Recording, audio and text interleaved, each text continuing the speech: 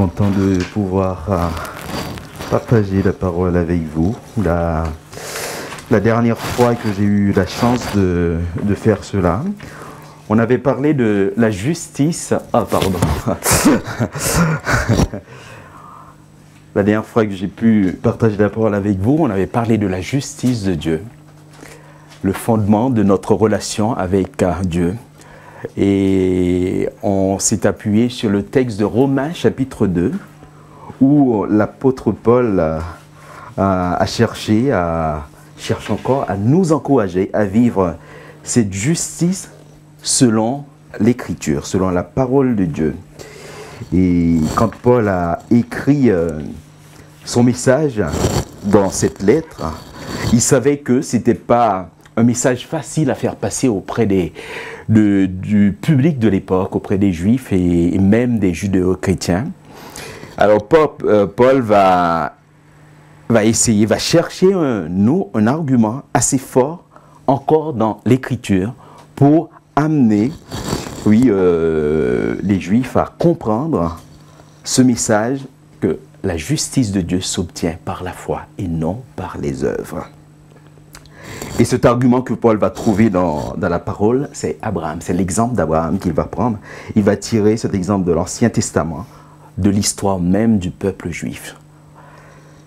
Et c'est ce texte-là qui est exposé dans Romains chapitre 4 que je vous propose ce matin pour notre méditation. Nous allons lire les versets 2 à 8 et ensuite les versets 13 à 22. Romains chapitre 4. Si Abraham a été déclaré juste en raison de ce qu'il a fait, alors certes, il peut se vanter. Mais ce n'est pas ainsi que Dieu voit la chose. En effet, que dit l'Écriture? Abraham a eu confiance en Dieu, et Dieu, en portant sa foi à son crédit, l'a déclaré juste. Si quelqu'un accomplit un travail, on lui compte son salaire non pas comme si on lui faisait une faveur, mais d'après ce qui lui est dû. Et si quelqu'un n'accomplit pas d'œuvre, mais place sa confiance en Dieu, qui déclare juste les pécheurs, Dieu le déclare juste en portant sa foi à son crédit. David exprime aussi de la même manière le bonheur de l'homme que Dieu déclare juste sans qu'il ait produit d'œuvre pour le mériter. Heureux ceux dont les fautes ont été pardonnées et dont les péchés ont été effacés. Heureux l'homme au compte de qui le Seigneur ne porte pas le péché. Verset 13, la promesse de recevoir le monde en héritage a été faite à Abraham et à sa descendance, non parce qu'il avait obéi à la loi, mais parce que Dieu l'a déclaré juste à cause de sa foi. En effet, s'il faut être sous le régime de la loi pour avoir droit à cet héritage, alors la foi est sans objet et la promesse est annulée. Car la loi produit la colère de Dieu. Or, là où il n'y a pas de loi, il n'y a pas non plus de transgression. Voilà pourquoi l'héritage est promis à la foi. C'est pour qu'il soit un don de la grâce. Ainsi, la promesse se trouve confirmée à toute la descendance d'Abraham, c'est-à-dire non seulement à celle qui est sous le régime de la loi, mais aussi à celle qui partage la foi d'Abraham. Il est notre Père à tous. Comme le dit l'Écriture, je t'ai établi pour être le Père d'une multitude de peuples. Placé en présence de Dieu, il mit sa confiance en celui qui donne la vie aux morts et appelle à l'existence ce qui n'existe pas. Alors que tout lui interdisait d'espérer, il a espéré et il a cru. Ainsi, il est devenu le Père d'une multitude de peuples, conformément à ce que Dieu lui avait dit. Ta descendance, sera nombreuse. Il considéra son corps qui était comme mort. Il avait presque 100 ans, et celui de Sarah qui ne pouvait plus donner la vie. Et sa foi ne faiblit pas. Au contraire, loin de mettre en doute la promesse et de refuser de croire, il trouva sa force dans la foi, en reconnaissant la grandeur de Dieu et en étant absolument persuadé que Dieu est capable d'accomplir ce qu'il a promis. Dieu est capable d'accomplir ce qu'il a promis. Dans ce chapitre de l'Épître aux Romains, l'apôtre Paul nous dresse une image de la foi chrétienne qui comporte deux dimensions. La foi comme un acte de confiance et la foi comme une adhésion à une idée ou à un ensemble d'idées qu'on considère comme vraies. Et lorsque on croit à une idée, à une vérité, voilà, on adhère à cette vérité, on fait tout pour vivre cette vérité. C'est deux aspects de la foi qui permettent aux croyants de vivre la foi dans sa globalité. Bien sûr, il y a cet aspect où je défends ce que je crois être vrai. Dans ce cas, je deviens crédible puisque je n'affiche pas une certaine neutralité par rapport à ce que je défends. Et puis, l'autre aspect de la foi qui consiste à manifester un acte de confiance requiert de notre côté un minimum d'objectivité. Voilà, c'est cet ensemble-là que l'apôtre Paul nous présente au travers de l'exemple d'Abraham repris dans sa lettre. On ne va pas traiter la foi comme une adhésion à une idée ce matin, puisque la dernière fois, quand on a parlé de la justice de Dieu, on avait parlé des œuvres de la foi. Encore une fois, quand on adhère à un certain nombre d'idées, on les vit, ça produit des œuvres dans notre vie, et c'est ce qu'on avait vu la dernière fois, des œuvres de la foi. Ce matin, j'aimerais qu'on s'attarde sur la foi comme un acte de confiance. Et dans ce passage de Romains chapitre 4, l'apôtre Paul va relever la confiance d'Abraham en plusieurs fois, en plusieurs endroits de ce texte. Et à chaque fois, il met en évidence une caractéristique de cette foi d'Abraham. Cette foi qui plaît à Dieu, cette foi que Dieu agrée. Et j'aimerais qu'on regarde, qu'on souligne ces trois caractéristiques de cette foi d'Abraham qui peuvent nous aider aussi à vivre notre foi d'une manière qui plaise à notre Dieu. Au verset 3, l'apôtre Paul va reprendre un texte de l'Ancien Testament. Il nous dit ceci: Abraham a eu confiance en Dieu et Dieu, en portant sa foi à son crédit, l'a déclaré juste.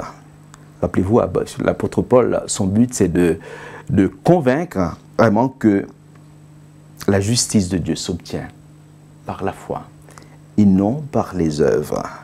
Et de quelle foi il s'agit? Quand il cite Genèse chapitre 15, il va faire référence à cet épisode, cette histoire de la vie d'Abraham, Genèse 12 jusqu'au chapitre 17, et là où il est question de l'alliance de Dieu avec Abraham. L'apôtre Paul évoque cette alliance de Dieu avec Abraham pour nous faire comprendre que ce qui caractérise la foi d'Abraham, finalement, c'est sa confiance en la parole de Dieu. Dans cet épisode-là, Dieu appelle Abraham, rappelez-vous, Dieu appelle Abraham, il lui dit: quitte ce pays où tu habites, quitte ton pays et tu vas te rendre vers un pays que tu ne connais pas. Et Dieu lui promet que sa descendance sera nombreuse. Voilà Dieu qui se présente devant Abraham, qui lui parle de cette manière. Et qu'est-ce qu'il a fait, Abraham? Abraham a cru Dieu. Et c'est ce que l'apôtre Paul rappelle ici. Abraham a eu confiance en Dieu. Abraham n'a pas mis en doute cette parole de Dieu. Dieu a parlé. Et Abraham a accueilli cette parole comme la vérité. La vérité pour lui-même et la vérité pour sa famille. Ce matin, j'ai envie simplement de nous dire que Dieu nous parle. Il nous parle tous les jours. Il nous parle de différentes manières. Et on peut se demander, qu'est-ce que je fais de ce que Dieu me dit? Qu'est-ce que nous faisons de ce que Dieu nous dit, nous révèle à travers sa parole? Est-ce que nous considérons cette parole comme toutes les autres paroles que nous pouvons accueillir dans ce monde? Nous les mettons ensemble en un même endroit et on fait le tri avec la parole de Dieu qui fait partie de cet ensemble? Oui, nous avons tendance à relativiser la parole de Dieu. Abraham n'a pas agi de cette manière. Il a reçu cette parole pour ce qu'elle est, la parole de Dieu, la parole de vérité. Est-ce mon cas? Est-ce ton cas ce matin? Qu'est-ce qui nourrit ma foi? Qu'est-ce qui nourrit notre foi? Qu'est-ce qui nous fait tenir? Est-ce que c'est dans la parole de Dieu?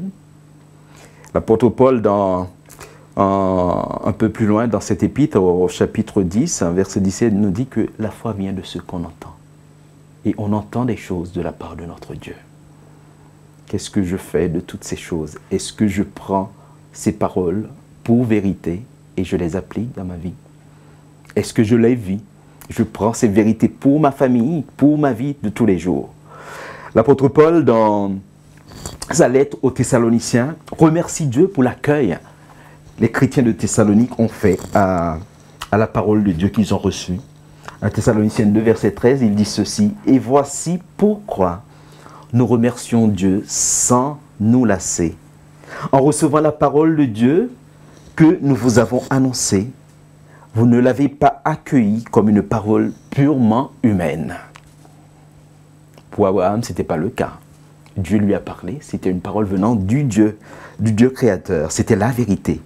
Mais comme ce qu'elle est réellement, c'est-à-dire la parole de Dieu, qui agit avec efficacité en vous qui croyez. Quand on reçoit la parole de Dieu, pour ce qu'elle est, une parole de vérité, cette parole agit en nous. Cette parole, elle produit du fruit dans notre vie. L'apôtre Paul essaie de nous dire ici que l'objet de notre foi doit être la parole de Dieu. Le Dieu de l'Alliance. Le Dieu qui nous dit dans sa parole qu'il nous aime d'un amour inconditionnel et infini. Qu'il est avec nous, qu'il s'engage à nos côtés, qu'il nous porte en toutes circonstances. Je viens juste de le dire, nous vivons dans un monde où on entend toutes sortes, on a accès à toutes sortes de paroles. Et en tant que croyants, c'est vrai que si nous passons notre temps à remplir notre vie de paroles autres que celles de Dieu, nous allons rester dans la logique de la comptabilité humaine que l'apôtre Paul souligne dans ce texte. Je fais, je mérite, j'ai des droits à cause de mes œuvres. Et dans la relation avec Dieu, ce n'est pas le cas. Je ne mérite rien du tout. C'est ma foi dans ce que Dieu dit, que Dieu porte à mon crédit. La foi qui plaît à Dieu et qu'il met à notre crédit et qui nous conduit à son approbation, cette foi est une adhésion totale à la parole de Dieu, à la promesse. C'est reconnaître que cette parole que Dieu me dit, c'est la vérité. Et je prends cette vérité pour moi-même, pour mes proches. Je prends cette vérité pour mon église locale. L'apôtre Paul poursuit au verset 6 à 8 dans ce chapitre. Il va citer David pour souligner le bonheur attaché à la confiance, attaché à la confiance qu'on accorde à la parole de Dieu.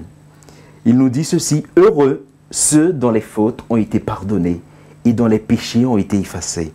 Heureux l'homme au compte de qui le Seigneur ne porte pas le péché. » Dieu n'impute pas le péché du pécheur repentant et qui accueille avec foi la parole de Dieu. C'est-à-dire qui reconnaît que la parole de pardon, la promesse de pardon de Dieu est une vérité. Le pécheur repentant prend cette parole comme une vérité pour lui. Et c'est là qu'il expérimente le pardon de Dieu. Et qu'il vit ce bonheur évoqué par Paul dans ce texte. Le bonheur en question, dans un commentaire que j'ai pu lire sur ce texte, ce bonheur correspond aux privilèges et aux bénédictions qui sont exprimées dans les béatitudes du sermon sur la montagne. Et dans ces béatitudes, les heureux, les privilégiés, sont des personnes qui placent leur confiance en la parole de Dieu faite chair, Jésus-Christ. Et ces personnes obtiennent un statut nouveau, ils deviennent membres du royaume de Dieu. Et Dieu, Jésus-Christ, leur assure un présent et un avenir. Oui, le fait de recevoir la parole de Dieu comme vérité pour moi, aujourd'hui, m'assure un présent. Le présent que Dieu a pour moi. Vivre dans ce monde comme son enfant, dans son royaume. Et Dieu va prendre soin de moi dans ce présent.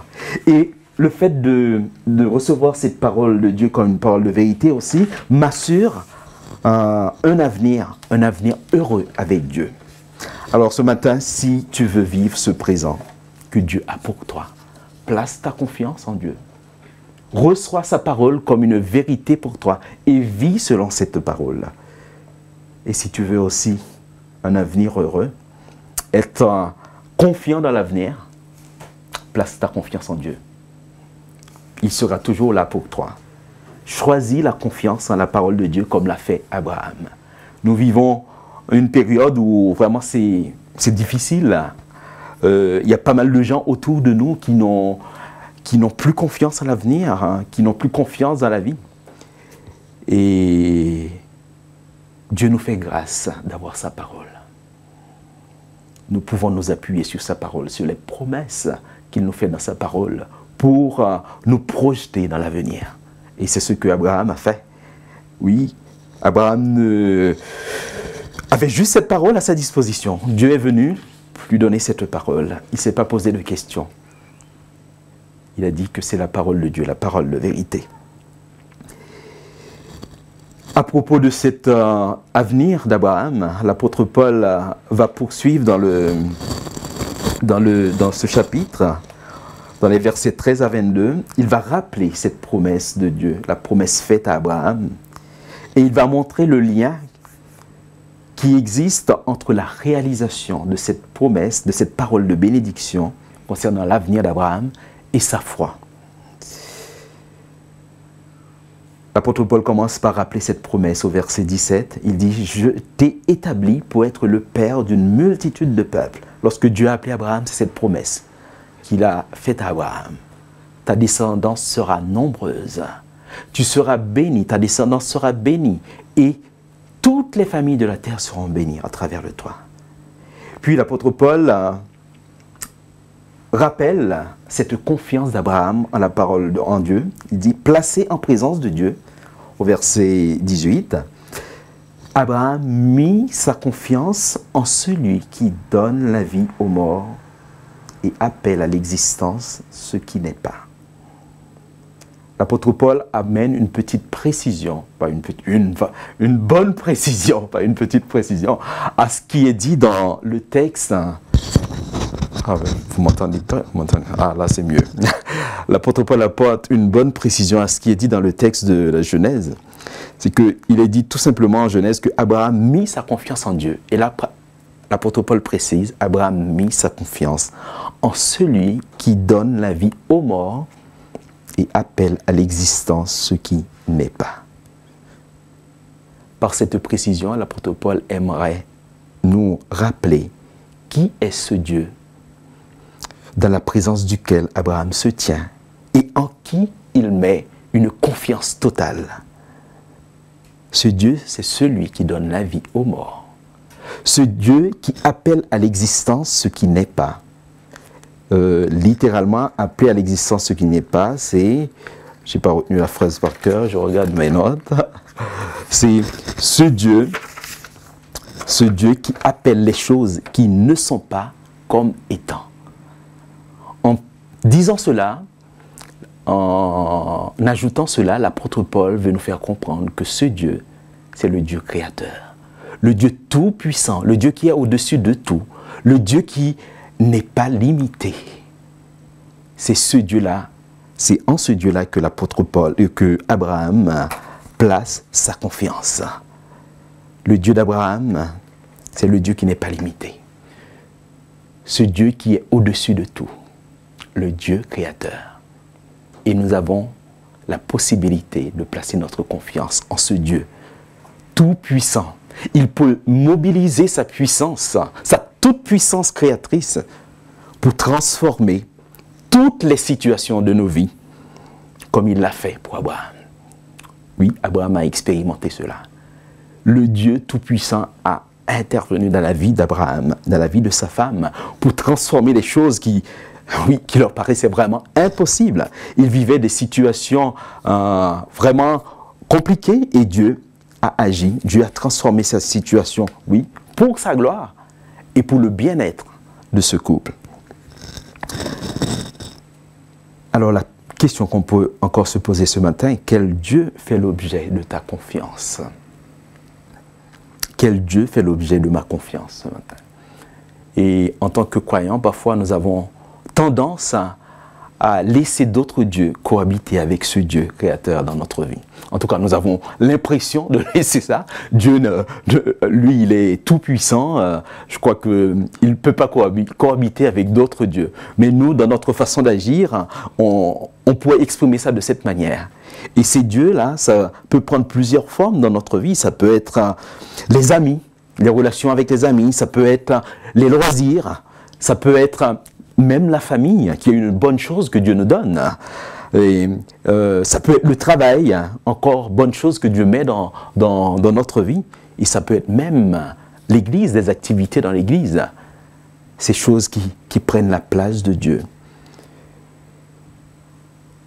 Je crois que si on arrive à comprendre qu'il y a un Dieu autre que le Dieu de la Bible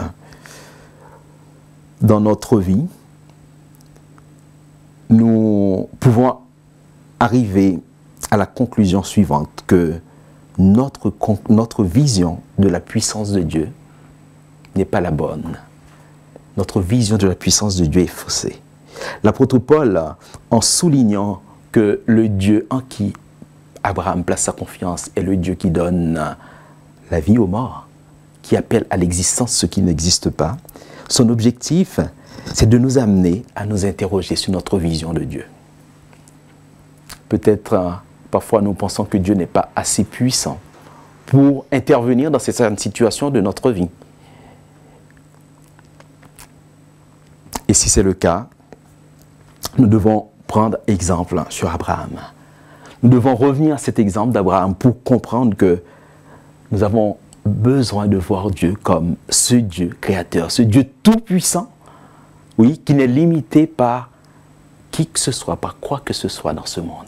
Il peut agir en toute situation pour transformer, les choses pour sa gloire et pour notre bien. La foi d'Abraham en ce Dieu créateur exprime finalement son adhésion totale à ce que Dieu est. Est-ce le cas pour toi ce matin? Abraham croyait qu'il avait en face de lui le Dieu Tout-Puissant. Le Dieu créateur, le Dieu souverain. Dans cette précision que l'apôtre Paul amène sur la foi d'Abraham, il fait référence à deux événements de la vie d'Abraham. Vous l'avez certainement imaginé. Je pense que l'apôtre Paul avait en tête la naissance d'Isaac et le sacrifice de ce dernier. Dans ces deux circonstances, Abraham et Sarah ont pu expérimenter la souveraineté de Dieu. Ils étaient dans des situations incompréhensibles pour eux, mais ils ont fait confiance à ce Dieu souverain. Ce Dieu souverain qui a intervenu pour faire les choses selon son plan pour Abraham et Sarah. Et Paul va relater un peu plus loin dans le texte, à partir du verset 18, des versets 18 à 22, les circonstances dans lesquelles Abraham et son épouse Sarah ont vécu l'attente et l'arrivée d'Isaac. Et en relatant cela, l'apôtre Paul va souligner une autre caractéristique de la foi d'Abraham qui peut nous être utile aussi dans notre relation, dans notre foi, dans notre acte de confiance vis-à-vis de notre Dieu. Au verset 18-19, il nous dit « Alors que tout lui interdisait d'espérer, il a espéré et il a cru. Ainsi, il est devenu le père d'une multitude de peuples conformément à ce que Dieu lui avait dit. Ta descendance sera nombreuse. Il considéra son corps qui était comme mort, il avait presque 100 ans, et celui de Sarah qui ne pouvait plus donner la vie. Et sa foi ne faiblit pas. Si vous suivez, on vient juste de dire que Abraham reconnaît la toute-puissance de Dieu, la souveraineté de Dieu sur le monde, sur son histoire, sur sa vie, la vie de sa famille. Ici, dans ce verset, Abraham va faire une autre démarche. Il va reconnaître sa condition de créature, ses limites, sa vulnérabilité, sa condition mortelle. Mais il ne s'arrête pas à là. Il ne se laisse pas intimider, déprimer face à ce constat triste. Il est vieux. Sa femme Sarah aussi est vieille. Et Dieu nous a fait une promesse, la promesse d'un héritage. On aura une descendance nombreuse. C'est quand on va commencer à mettre des enfants dans ce monde pour avoir cette descendance nombreuse. Humainement parlant, ce n'était pas possible. Abraham ne s'arrête pas à ce constat triste. Il va s'humilier devant la souveraineté de Dieu. Et il va opter pour l'espérance, pour l'avenir. Il va opter pour la foi, espérance. Abraham s'humilie. C'est l'apôtre Pierre qui nous dit dans Pierre, chapitre 5, verset 6, « Humiliez-vous sous la puissante main de Dieu, afin qu'il vous élève au temps convenable. » Et c'est ce que Dieu va faire dans la vie d'Abraham et de Sarah. La version du Semeur nous dit, j'aime bien, j'ai mis les deux versions, « Tenez-vous donc humblement sous la puissante main de Dieu, pour qu'il vous élève au moment qu'il a fixé. » La puissante main de Dieu a pu relever Abraham et Sarah de cette condition misérable. La puissante main de Dieu est encore là pour nous aujourd'hui, pour nous relever, pour nous donner la victoire. Seulement si nous reconnaissons nos faiblesses, nos failles, nos limites, et que nous acceptons de les soumettre volontairement à sa souveraineté. Humiliez-vous donc sous la puissante main de Dieu. Vous noterez que dans le texte, il est dit que Abraham considéra sa réalité et celle de son épouse Sarah. Là, on comprend que la foi ne nie pas la réalité. La foi ne fuit pas la réalité. Je reconnais la dure réalité dans laquelle je me trouve.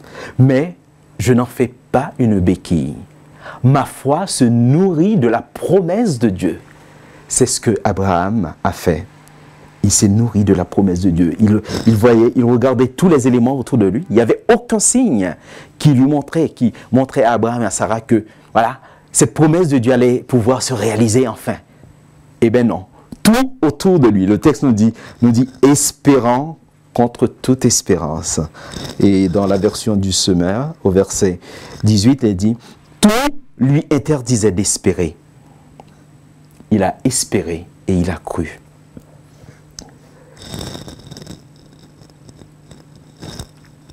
Abraham a cru alors que tout autour de lui pouvait le pousser à rejeter la promesse de Dieu, à rejeter la parole de Dieu. Et pourtant, c'est la victoire de la foi qui va l'emporter. Au contraire, loin de mettre en doute la promesse et de refuser de croire, les versets 20 à 22, il trouva sa force dans la foi, en reconnaissant la grandeur de Dieu et en étant absolument persuadé que Dieu est capable d'accomplir ce qu'il a promis. C'est pourquoi Dieu l'a déclaré juste en portant sa foi à son crédit. Je crois que quand on regarde autour de nous, il y a plein de choses qui peuvent nous pousser au doute, qui peuvent nous pousser au refus, au rejet de Dieu. et de nous dire, mais pourquoi Dieu permet telle chose? Il est où Dieu? Encore une fois, je pense qu'il ne faut pas utiliser ces choses pour nourrir notre foi. C'est bien, comme Abraham l'a fait, de considérer la réalité dans laquelle nous vivons. Mais la foi m'amène à affirmer la promesse de Dieu sur cette réalité. C'est pas ce que Dieu m'a promis, c'est pas ce que Dieu veut pour moi. Le présent que Dieu a pour moi, c'est autre chose. Peut-être je ne sais pas exactement ce que Dieu veut pour moi, ou je le sais, mais je ne vois aucun signe qui me dit que ça va pouvoir se faire, voilà, aujourd'hui, demain, après-demain. Mais Dieu a parlé, Dieu m'a fait une promesse. Je m'accroche à cette promesse. Et quand on s'accroche à cette promesse de Dieu, ça ne veut, encore une fois, ça ne veut pas dire qu'on doit nier ce que l'on est. Abraham, c'est ce qu'il a fait.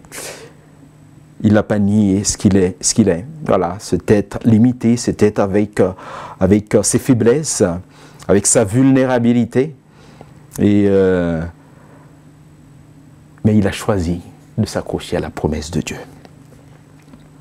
En résumé, ce texte d'Abraham, cet exemple d'Abraham repris par Paul dans cet épître aux Romains, nous invite à une structuration de notre foi. Une structuration qui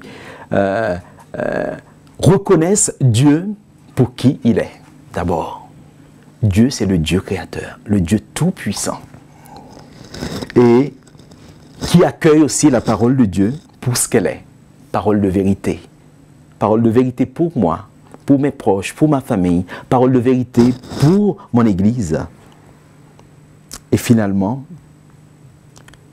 une foi qui assume mes conditions, nos conditions de faiblesse et de vulnérabilité.